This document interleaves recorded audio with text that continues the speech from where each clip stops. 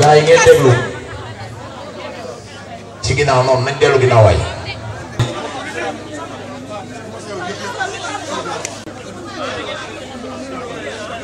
mbokk yi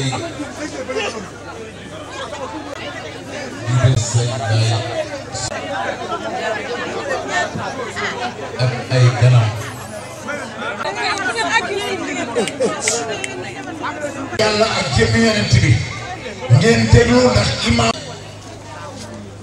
politique du wax lu ñaaw du def lu ñaaw di yëg dox yi ngeen di dox ci dëkk bi noo ngi déglu déglu benn violence bu am te loolu la ko lislaam soxla sallallahu alayhi wa sallam daf ni ñett xaraam na ci jibéen bu nekk deretam alalam dërëm kon lépp képp ku koy moytu jàpp ko ci loxo wommat ko indi ko ci yow laata paate di ko indi ci yow Mbaboye Wade wër na lu mat presque 2 ans di wut promoteur fu nekk jublu nañ fa bunt bu ñuy dem muy waaje ibbeeku mu tëjuwaat moo soxna Awa Doucouré mi ba ñuy ñëwee ci yow nga lire projet bi en moins de 5000 nga financé ko à 100%. toog bi ñu fi toog tàkkusaan ba léegi su jaroon ñu toog fi ba demee 8 heures du matin dañ fi toog di la xaar ndax dang ñu ko jaral. dang ñu ko jaral lu tax ndax soo gisee suñu président de la république son excellence Macky Sall dafa décliner vision ci PSE. vision bu mu décliné mu ne dafay déféminiser la pauvreté autonomiser les femmes ñu siy dox Mbaboye du si dox Awa Doucouré du si dox ñeneen di si dox yow nga ñëw ak sa pragmatisme nekk Baye Fallou Macky Sall bi nga xoolee gis loolu ngay damay jëf ñu leen remercier parce que du yow yaa njëkk a gis projet bi de du yow yaa ko njëkk a gis dox nañ sur presque 2 ans mais yow yaa am promptitude réaliser ko parce que da nga comprendre que ne que politique dafa ànd ak économie politique dafa ànd ak social te dañu tàmmoon di jox nit ñi jën Mbaboye ne ñun dañuy ñëw jox leen li ñuy nappee yow nga jàpp si. gis nga formation bi y a eu 5 sessions démarré na depuis le mois d'octobre mu ngi soog a jeex dañ ko jox gëdd boo mu mat sëkk session yi préfet sous-préfet gox bi moo ko ibbi. représentant ministère de la femme muy chef de service développement communautaire ñëw na fi imam Gora Ka ñëw na fi imam yi ñëw na fi président chambre de commerce élu yi ñëpp a fi jaar ñëw seede formation bi am beneen impact parce que 5 sessions yi session bu nekk au minimum am na 20 participantes te participante bu nekk da nga nekk président de GIE wala président d'association te chaque association am na de 50 à 100 membres. Imagine l'impact boobu li ci njaboot ji nga ñëw réaliser ko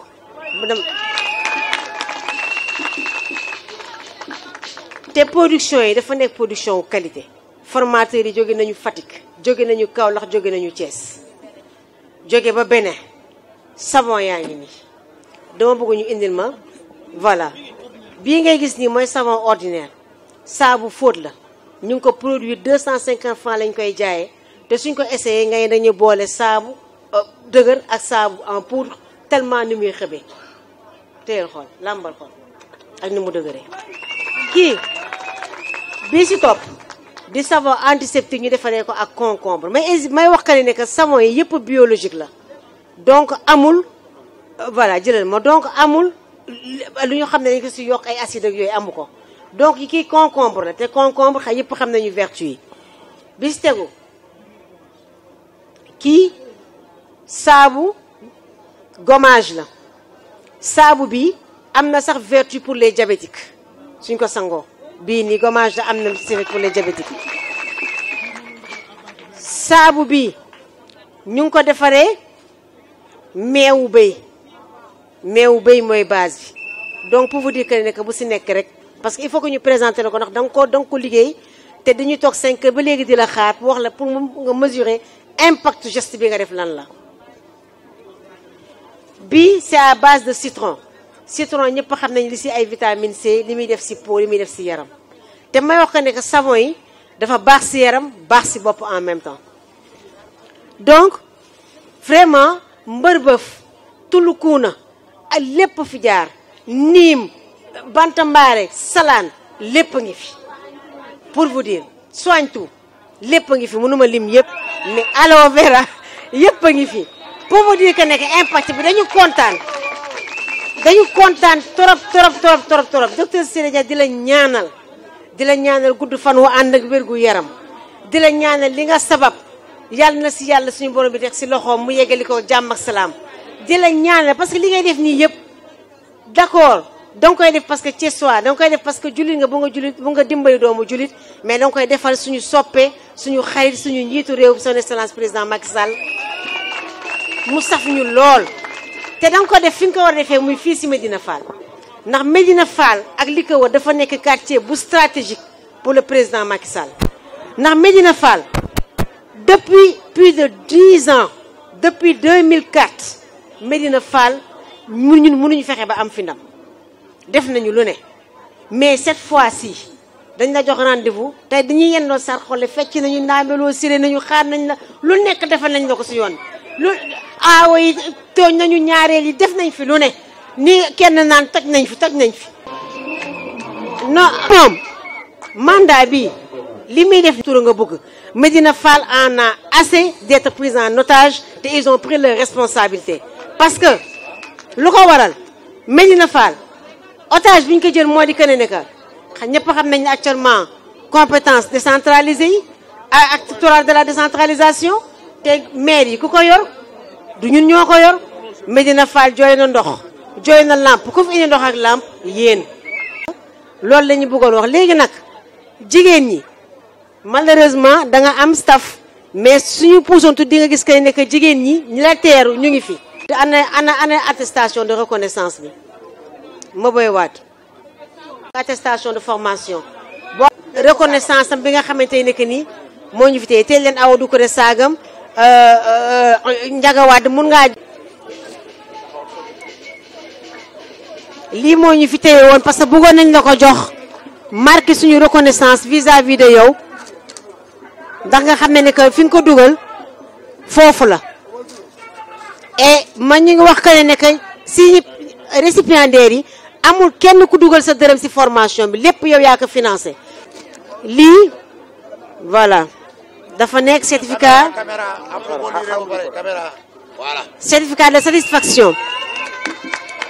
Donc ce certificat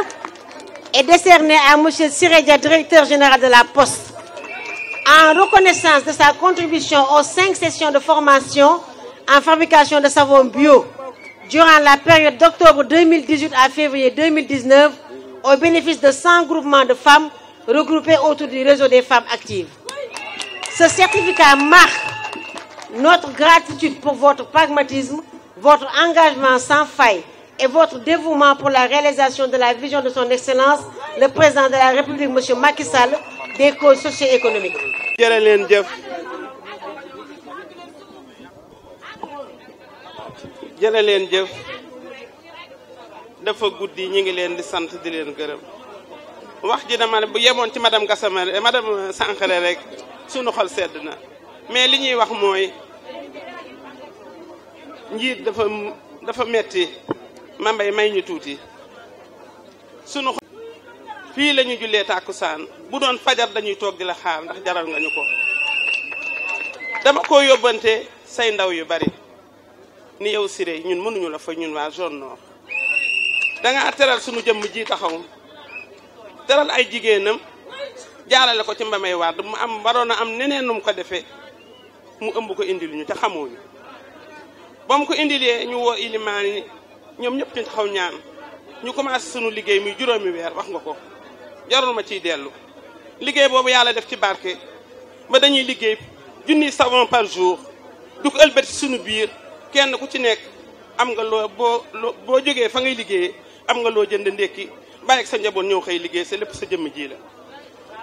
mu jaraloon ñi nag ñun amuñu doléance ñun dañuy sant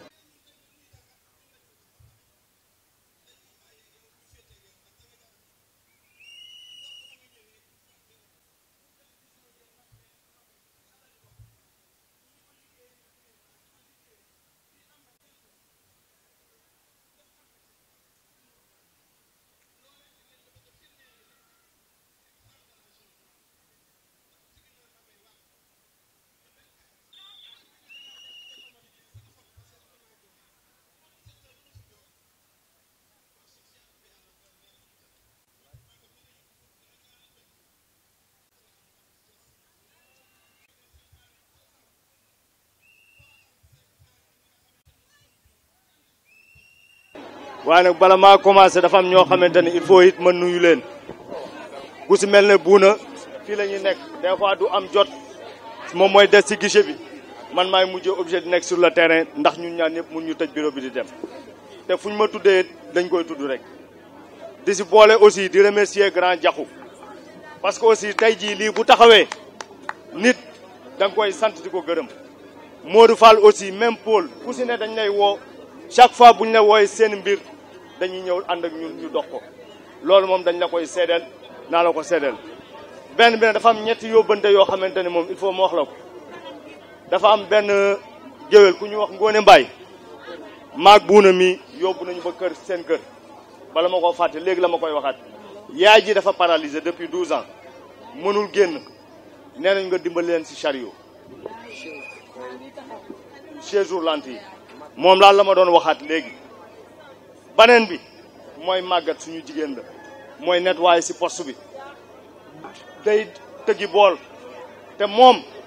jox nañ ko fi yëre Idrissa Seck mu bañ mu ni ma man saabu laa benn yoon laay tooy kooku moom it bàyyil xel ci moom am na nag benn sourd muet koo xamante ni du dégg nee na moom xëy la bëgg mu ni ma woon naa la ko yëgate yóbbante àq la li may wax nag yéen waa Médina Fall am na keroog lu ma leen wax bi ñuy def remise du diplôme yi man maa ñëw fii joxe la say diplôme bi ma ñëwee dama ne leen il est temps que ngeen changé pesum kanam borom moo koy fajal boppam seen école bii ngeen di wax xale yi bu ñu jàngee suba du ñu jàng ngoon wala ñuy toog 2 jours du ñu jàng ma ni leen mairie mënu ko état moo ko mën bàyyi leen opposé wu depuis temps wu Senghor yéen a ngi xeex bi jëmewuñu fenn prenez vos responsabilités yéen a ngi sacrifier seen doom yi keroog wax naa leen ko newoon naa leen damay bàyyi ba DG ñëw ma toog fi waxaat leen ko ngeen dégg ko yéenay voté seen doom yi voté wuñu kon la 24 li ma leen waxoon mooy ay asalaamaaleykum namoon naa leen moo fi jeex loolu moom dafay war a jeex xam nga lan moo xew léegi asalaamaaleykum luy seen soxla faj naa ko moo nekk nii. guddi na waaye sama xol sedd na ndax lii rek lañ ci jublu woon DG jëlatul may présenté kenn parce que présenté lañ ñëpp ah du ñàkk nag man la madame Sangaré moo dox yëf yi ba mu agsi fii moo tax ñu jëlee ko chambre de commerce indi ko fii moo dox lépp ba mu agsi fii trajet bi techniquement ba ni ñu koy liggéey ba mu egg maire Awa moom mooy suñu yaay moo tax heure bi ba léegi mi nga fekk mu toog Ndiaga Wade moo ñu jiitu ci parti bi ci ginnaawam lañ topp sëñ Saliou moo fi nekkal sëñ Fallou Fall normalement fa nga waroon jaar waaye mu ñëw toog fii xaar la ak kii nag mooy sama imam Gora Ka mooy imam ratib waaye ginnaaw Gora Ka loxo yi jumaa ji mi ngi ci suñu diggante ñu ñaar ñii depuis presque 4 ans ngi nii million boo joxe ci loxoom lay ñëw mu ñëw ci sama loxo te booba xamante wuñu woon million boo jox bàyyi Gora sama loxoom lay jaar mu ñëw ci sama loxo ndax mooy trésorier man maay exécuteur jumaa ji ñoo ko liggéey ba mu àgg man ak moom mii ak rek quartier bi yëpp parce que quartier bi yëpp bi ñu koy commencé téeméer góor 1000 francs la woon jigéen téeméer chaque weer ñuy dajale ba ma dajalee jox ko dimanche bu la ñu liggéey ba mu taxaw ba am jëm ba ñuy gis ko di ci def ay millions bi see Modou Dieng gaañoo nga ñëw ñu wan la ko nga commencé at mu ne nga génn 1 million jox ñu kii moo koy encaissé moo ko fi toog na takkusaan ba léegi xanaa du njàkk mani la am na doléance parce que daaraam ji fa mu sox ko dëkk bu nu mu tuddati njëbeen kër xaar Jóob dafa xam ne jumaaje mais mbaarum jigéen ña moo gën na ko yitteel na ko lool bëgg na ñu defal ko jàppale ko ci ah yóbbante la il faut mu àgg du leneen li ma soxla woon dëgg defal nga ma ko mooy fexe ba jigéen ñi am luñ jàpp du leneen bu ma leen laajaat xanaa kay yéex gee ñëw ak yéex gee woote comme ni ma ko waxee bii rek parce que dugal ma ci guddi gi ma nekk ci politique bi te dugg ma ci woon ba noppi nga taxaw di ma seetaan loolu moom la mer quoi. lii yal na la yàlla fay ndax da nga ñëw fekk muy def moom nga ñëw dolli ci pour que lan Médina Fall le président Macky Sall daal di koy gagné dès le premier tour ndax keroog ku dégg fii le président wax fii la ko teeroo fii mu ànd ak ñoom Pape ñoom ñëpp ñun ñëpp ñu ñëw taxaw fii mu wàcc fii ci raay bi gërëm ñu sant ñu ñun waa Médina Fall yëg na liggéey bi nga xam ne ñu ngi koy liggéey fii ci Médina Fall kon loolu ñu ngi la koy seereel bi demee ba mairie président ne ko yaay jigéen ju man góor kon loolu tamit ñu ngi la koy seereel xamal ni ko ñun ñëpp ñoo ànd moom Pa Wade Ndiaga Wade ñun ñëpp liggéey fii pour que président Macky Sall gagné fi dès le premier tour. ah awa ñu ngi lay sant Pa Wade ñu ngi leen sant taxawaay bi liggéey bi li ngeen defi ci Médina Fall ñëpp gis nañ ko kon loolu faw ñu seereel la ko nga xam ni ah ay jàmbaar nanu fas yéene na daal le président kontaan yow it nga kontaan. di leen jaajëfal seen accueil bi di leen masawu coono di jéggalu ci guddee bi di jiital ci nuyoo bi imam Gora Diop di ci teg Pa Wade di ci teg madame Sankaré secrétaire général chambre de commerce di ci teg sama xarit sëñ Fallou Fall sama sëñ Saliou Fall tas am na feneen fu ñu tase woon mu yëkkati fa kàddu yu kawe vraiment maa ngi koy gërëm di ko sant voilà di ci teg soxna Awa Doucouré di ci teg Ndiaga Wade di nuyu mbooloo mi yëpp vraiment di kontaan seen accueil bi rawatina bi ngeen ma yaatalee accueillir ma présenté ma seen production vraiment ma kontaan ci trop xam ne li mu leen jàppale am na njëriñ te lii daf may jox courage ma gën a jàppale parce que di investir di gis résultat yi da lay encourager pour nga gën a jàpp vraiment kontaan naa trop ci seen production bi savon yeeg yooyu ku gis li xam ne ay femmes de développement dëggantaan ngeen donc maa ngi gërëm waa Médina Fall yëpp bëggoon naa fi ñëw Pa Wade nee na yéex a bi la xaw a mer quoi mais contrainte yi la rek ak xat-xat jamono bi ak yooyu moo tax ma yéex a ñëw mais lu ma mébatoon lu ma yàggoon a souhaité ñëw Médina Fall seet si la nemmeeku la ak yooyu mais tey la ko yàlla dogal donc di leen wax bëggoon naa fi ñëw ci yeneen anam mais dama ñëw période campagne électorale bon man it il faut ma wax li ma yëkkati ak caravane bi ma nekkee ñi ma jiitu ci kàddu gi sax wax nañu ku dégg seen wax ñi fi yëkkati ak détermination biñ ko waxee dina am sama xel dina dal trop cette fois-ci pour le centre de Médina Fall waaw ñi fi yëkkati kàddu yëpp nee nañu ren dinañu gis loo xam ni mosu fi am donc j'ai confiance te xam naa ne cette fois-ci dinañu voter le président Macky Sall massivement pour le 24 février 2019 ñu réélire ko dès le premier tour vraiment loolu mooy yitte bi mooy sama soxla moom laay liggéeyal Macky Sall rek donc bu ma ñëwee dégg kàddu yi yëkkati foofu c'est rassurant donc leen ñaan fii ak le 24 vraiment bu leen tàyyi def leen porte à porte proximité